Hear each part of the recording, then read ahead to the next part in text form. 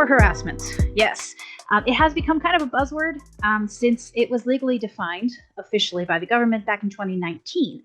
So one of our goals today is to make sure people can reflect on how they're treated and know the right things to do if they are in fact power harassed. Let's get into it. So legal definition, as I mentioned, is any behavior in the workplace by a superior, colleague, or subordinate. So it's power harassment, but it doesn't have to be someone who's above you. It can be a subordinate, someone below you as well, that meets all three of these criteria. One, their conduct exceeds what is necessary and appropriate for the execution of work duties. The conduct harms the work environment, and the conduct causes physical or mental suffering or deteriorates the work environment. Because all three of these criteria must be met, the legal definition is extremely narrow, which is part of the reason that lawyers in the Labor Standards Office, as I mentioned, are hesitant to tackle these particular issues. So I want to go into a couple of examples. Leslie was mentioning earlier that we have chances for you to contribute with a yes or a no, a thumbs up, whatever reaction you prefer. So I'm going to turn these over to Leslie. Okay, so we have a couple of examples here for you guys to think about and just try to get a sense of what might constitute as power harassment or not. So the first one, a T1, so like the main teacher, assigns an ALT a class that they don't usually teach and explains that it is for their professional development. So in your opinion, just kind of thinking back to the definition from before, do you think that this would be a case of harassment or not? So, yeah, this isn't power harassment. This may just be for professional development. They may trust you, they may have a belief that you can do better than what you have been, and they want to see you grow. Think of it as a sign of encouragement. It's nice. It might be scary, but it could be good, right? Okay. So let's go on to the second one then. A manager stands behind an employee often and checks their work very closely. They also tell the employee to change details again and again. So now thinking about this one, manager stands behind employee, often checks their work very closely. Now, do you think this would meet the definition of harassment, power harassment? One is power harassment. Now, why is that? This is probably because it's on the excessive side of things. You don't need someone to stand right behind you, checking every detail and making you really change it to their specific requirement. Like in that case, they should just be doing it. Also, it kind of fosters a hostile work environment. I don't know about you, but I definitely don't want someone standing right next to me the whole time, breathing down my neck and telling me exactly what to do. It like my anxiety would be going through the roof at that time. So this one, yeah, this one could be a power harassment. Okay, let's go on to the third one. Okay, a team leader tells everyone to join an after work party. When one person says they cannot go, the leader gets angry. Wow.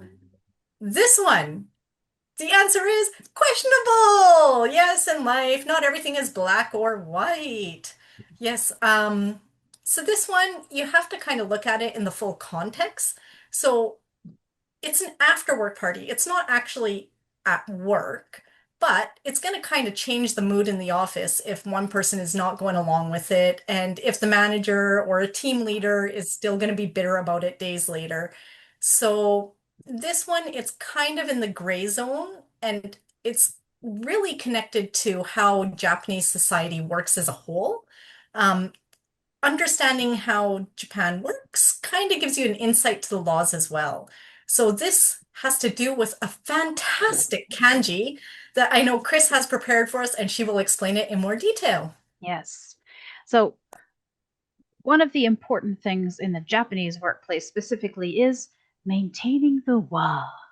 Now, if you have even a little bit of Japanese knowledge, you've probably seen this kanji before. Wa means balance or harmony. So when we think about balance or harmony in the workplace, it comes down to two important things: individual needs and the group well-being.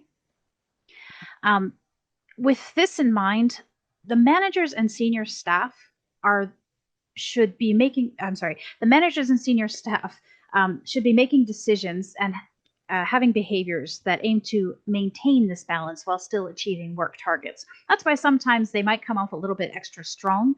But at the end of the day, in the back of their mind, they have to not just be thinking about individual needs and group well being, but also the company progress as well, because that's their job. But because the company progress is something that weighs on them a lot, that can really affect the balance of individual needs and group well being and negatively affect the WA at the end of the day. So I have a couple of examples of how the way management or your coworkers might approach you that might be power harassment or might not be power harassment, depending on the way that they talk to you. Remember that it comes down to their intent at the end of the day, right? So a little bit of role play here. I'm going to be bad cop. Liz is going to be good cop. And so the first one, as an example, is if you make a mistake, right?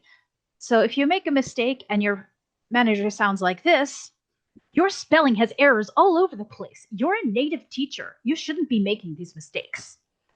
Obviously, that's a little bit too much. That's excessive. That would be power harassment. But if they're a little bit kinder to you, like this, I noticed you're making some spelling mistakes on the board.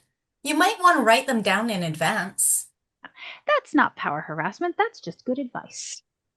Compare if you have a certain style. You like to present yourself in a specific way, and management doesn't like that very much. They might say something like, those nails are totally inappropriate for work. The gems are distracting me, and the color doesn't suit you. Might be power harassment because they shouldn't be really making comments about your personal appearance, right? However, if they're just talking about your professional appearance, they might say something more like this. Everyone, let's make sure to emphasize the business part of business casual in our workwear, please. Yes. At the end of the day, companies do have a dress code for a reason. So they have to address those things in the appropriate way. The nails thing, by the way, is something that was said to a coworker of mine back in like 2016. So it's something that kind of stands out to me.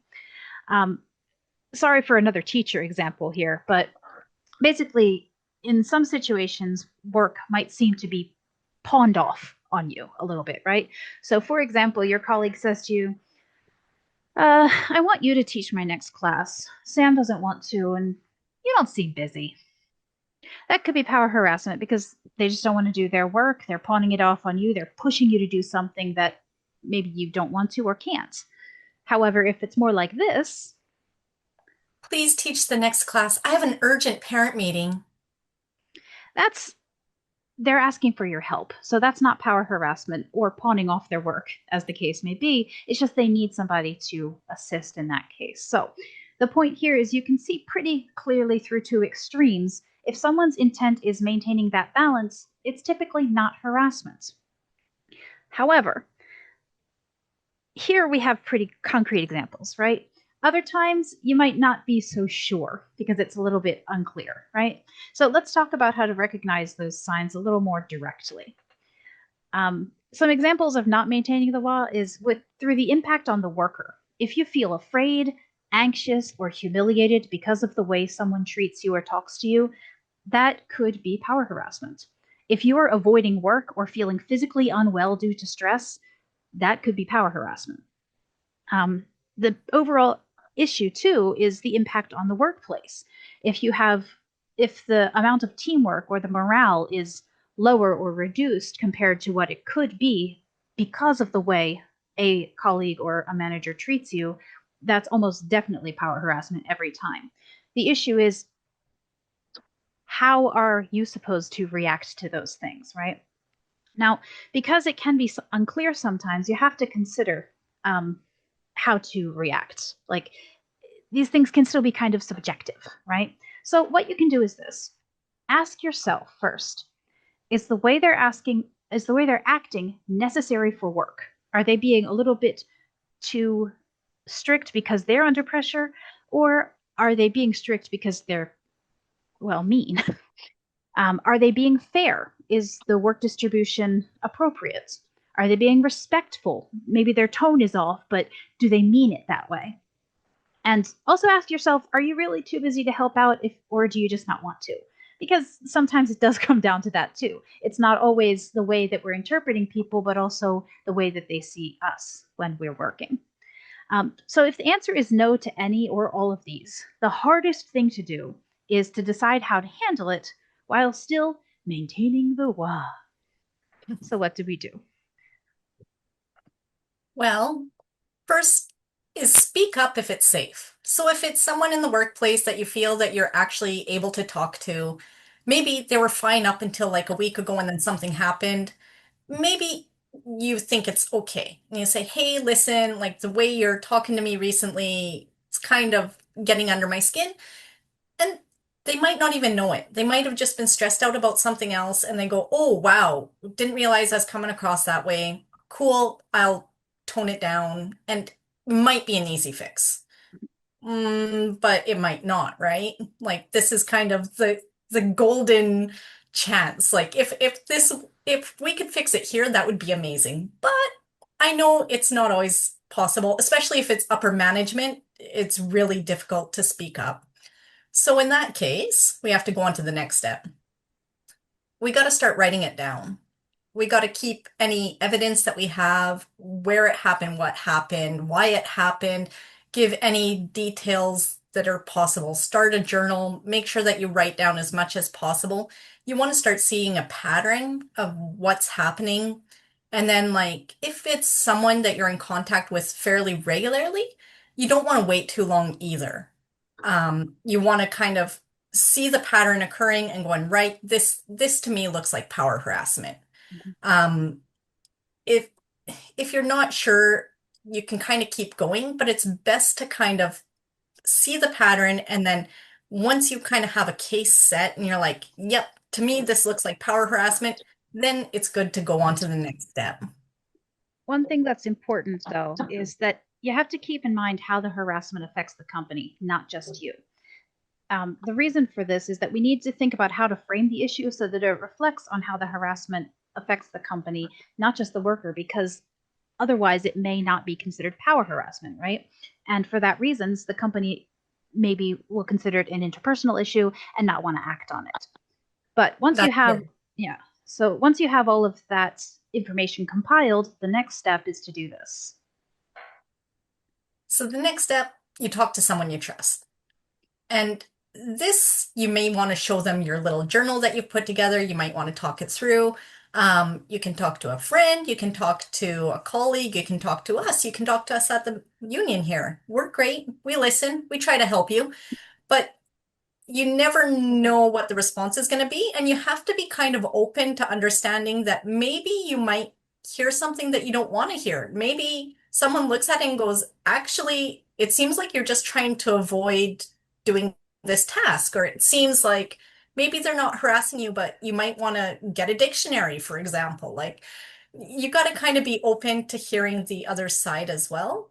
Um, it doesn't always play off that way, but sometimes when we're emotionally charged, we feel that we are being harassed. Mhm. But when it comes down to it, maybe when you look back at it and it's like, oh, maybe not. Maybe Mhm. this doesn't quite constitute harassment. Now, that's not to say that it never constitutes harassment, and a lot of the times it actually might, but the point is to make sure that you are in the right headspace because, as Leslie says, it's a really emotionally charged situation. So, once you've talked to somebody about what's going on there, almost the next immediate step is going to be to To report the issue, yes. We need to actually do something about it. So once it's decided it's harassment, you don't just sit on it and go, wow, I'm being harassed. Because that doesn't fix anything. That just makes you miserable and then like extra miserable because you know you're being harassed, but you're not moving on it. So we need to kind of figure out how to deal with it. So I'd suggest contacting the union. We can talk to your employer. We can help you frame it in a way that makes sense to the employer. They can see it from your side, but also the company's side and how it's going to balance out between the company's needs and your needs. So it needs to be addressed. And don't leave it for too long, because if it goes on too long, your mental health is going to take a nosedive. And it's going to be much more difficult to deal with because it's going to be untangling this whole mess Mhm. that maybe a couple of months earlier wouldn't have been such a disaster. Right. Now, that's one of the key points too. Is if this is somebody, as Leslie mentioned, if it's somebody in direct contact with you regularly, you should be able to find that pattern of harassment within a couple of weeks. So please don't put up with it for very long. Talk to somebody, get feedback, and figure out how to nip it in the bud, because otherwise it just puts compounding stress on you, and that's the worst part. Now, once it gets reported, then management has to figure out how to deal with it. And a lot of time, the reason that we go through all of these steps is because we need to make a clear case that this is harassment. And managers will look at, or management will look at the case and think, is this really just a case of the manager being too strict, or is this actual harassment? Uh, just kind of recap a couple of things. If you are physically attacked or assaulted immediately, that is obviously harassment, right?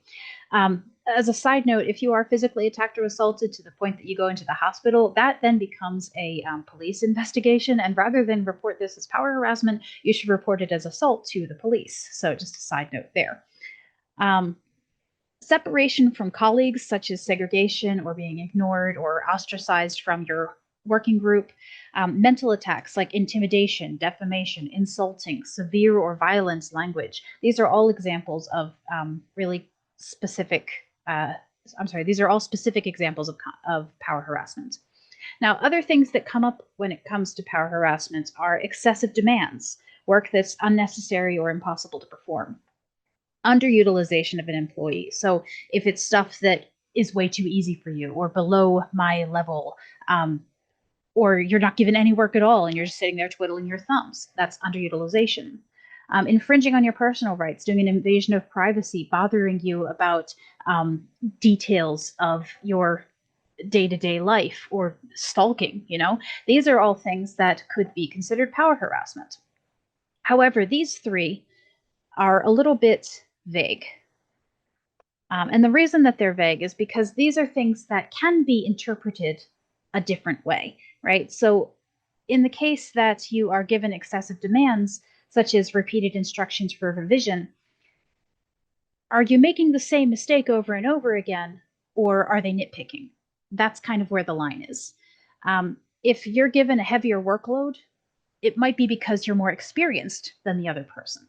I know that whenever I had new people at my school, I would often be sitting there with 25 to 30 lessons a week, and they had maybe 10, which seemed unfair, but also I had to consider, well, they're still new, they're still learning how to do this. Requesting that you do overtime. If you're needed to do overtime, then, and they're actually requesting that you do it, it may not be power harassment. But if they're requesting that you do overtime like every single day, if it's an excessive amount of overtime, that's different. With the underutilization aspect, sometimes there's just no work to do. If you feel like you could do something, like your manager's working super hard, they're sending emails nonstop, they're answering the phone all the time, and you're just sitting back waiting for your class to start. By the way, I'm sorry we use a lot of teacher-specific language in these meetings. I do acknowledge that there are people here who aren't teachers exclusively, but we do have a lot of members who are, and Leslie and I both have teaching experience and are teachers, so that's why we reference those things a lot. But yeah, if you're just sitting back because you don't have any work that you can do under your contract, that's not underutilization. That's just there's nothing for you there. Same thing as I mentioned before, you just lack experience or knowledge. And the expectation there, though, is that you're going to fill your time improving your experience or knowledge through active practice or through research of some kind. So, in those ways, you kind of have to hunt for your own work when you're being underutilized or feel you're being underutilized. Um, as far as infringement on personal rights or individual rights, encouraging that you attend social events, that's kind of going back to what we talked about earlier, where if your superior gets really angry that you don't want to go drinking, that could be an infringement on your individual rights, or it could just be um, excessive disappointment. I don't know. Asking about your hobbies of family life, not generally considered power harassment. Enforcing dress codes, also not considered power harassment generally. But if those things become excessive, like if they're as I said, nitpicking about your specific style, that's still within the realm of the company dress code, could be power harassment. Um, Especially, I had an issue with a member recently who was followed home from work by a coworker. And again, that's the kind of thing that you shouldn't be tolerating at all.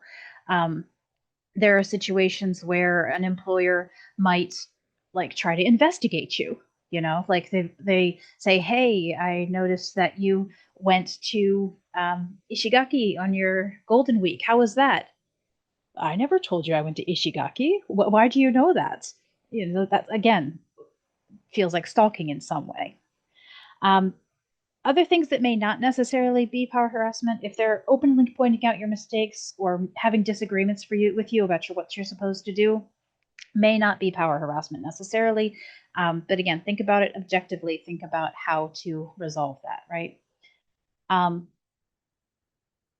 eh, I do have one more part that's kind of like a lecture type thing. I want to talk about power harassment and what the company's actual response is supposed to be. So kind of reviewing, we have these sections here. We've got the legal requirements, company policies, internal reporting, investigations, disciplinary actions, and the main problems with all of this. Now, this is specifically how the company is supposed to act, how things are supposed to go. So please understand that if this doesn't apply, if you haven't seen this at your own company, or you don't think that it exists at your own company, those are the things that we're working on addressing now, right? Um, so to start it off, it's as it says. In 2019, the government legally defined power harassment. In 2020, the Workplace Power Harassment Prevention Act was established, and large companies must take action. It wasn't until 2022 that the law was formally enforced at small and medium enterprises. Um, and because of this, it's only been 3 years since this law was formally enforced at all businesses, right? So because of that, again, there's not a lot of case precedent.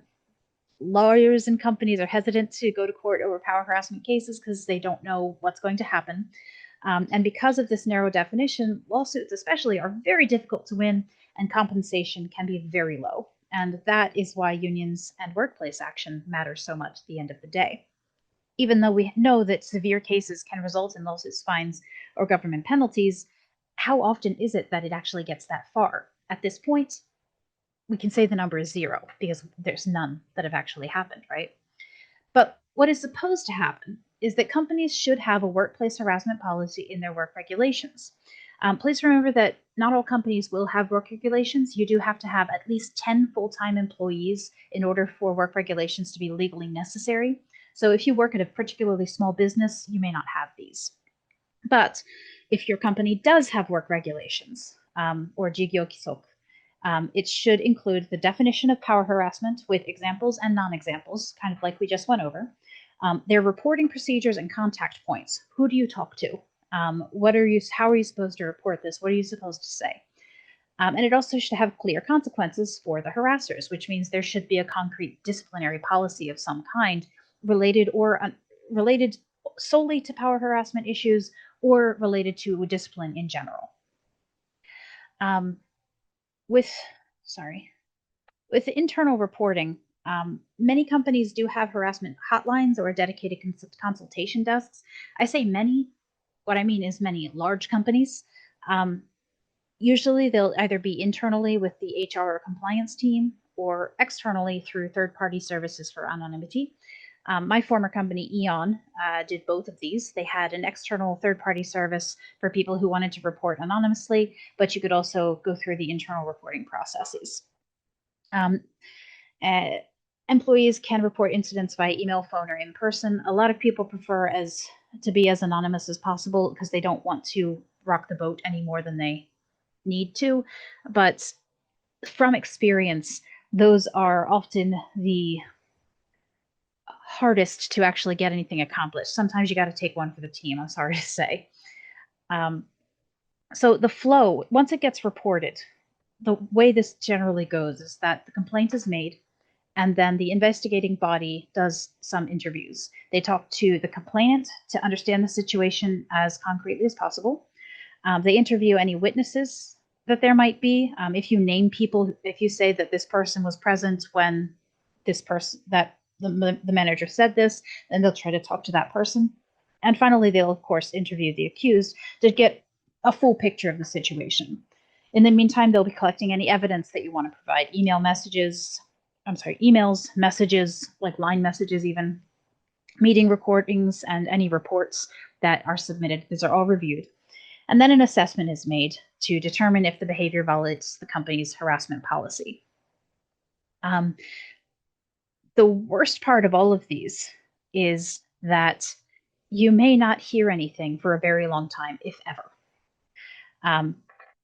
The key points are that it's supposed to be neutral. The people investigating should not be directly related to or involved with either party, which is why a lot of larger companies will have an HR team at their main head office to do the investigating, which is why these things can take so long, because not only do they not know either party, they don't know anything about the specific workplace situation. So there has to be quite a lot that goes on, a lot of discussion, a lot of thought. There's also a bit of confidentiality. You want to avoid any information getting out, especially to the accused. Who complained about me? What did they say? Why are they saying that? You want to protect the person who is being investigated, but you also want to protect the person who made the complaint in the first place to ensure that it doesn't get worse, right? And as I mentioned, these things can take a very, very long time, and delays can be very frustrating for a lot of people.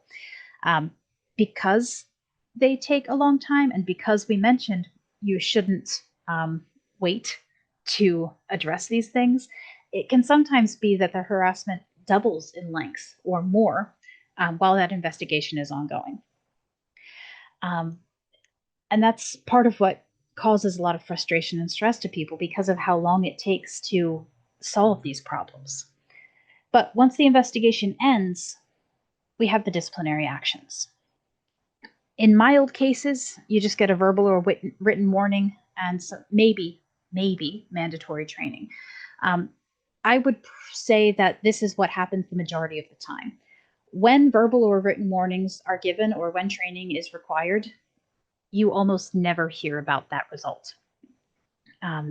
Hopefully, the harassment will stop at that point, but if it continues, you need to report it again, basically. In moderate cases, when something is like a recurring harassment issue or they are particularly severe against you specifically, that can result in suspension, reassignment, or demotion. And then in severe cases, you have termination. To the best of my knowledge, no one has ever been terminated yet for power harassments. I have seen cases of reassignments. I have seen cases of suspension. I have not seen cases of demotion. But as I mentioned, the majority of times the result is going to be, don't do that, you're upsetting people, which is not the greatest way, right? But because those disciplinary actions are so mild at the end of the day, we have problems. And those problems come in the result of underreporting. People are afraid to speak up because they don't know what's going to happen and they don't think that it's going to have any effect at the end of the day. Another problem we have is managers are just untrained. They don't recognize harassment. They don't know how to intervene. They say or do things that they don't realize today could be considered harassment, particularly if they're older, right? Older generations say and do things in a different way than what is acceptable today.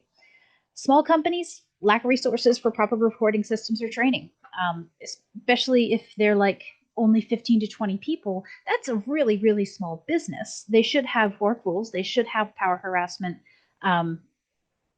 policies, but that doesn't necessarily mean that they do. And even if they do have them, how are they supposed to address them if everybody basically knows each other? The ideal way would be for them to go through one of those external organizations to do the investigation, but that costs money that they might not be able to afford. So they try to resolve things internally with just a shh, hey, calm down sort of conversation. And then there's the problem of due diligence. Companies may not just investigate very well, they might not do their job in the first place. So because of that lack of due diligence, especially, combined with that narrow definition of harassment in the first place, Um, it can be very difficult for harassment to be identified. And we'll talk a little bit about how the union can help with that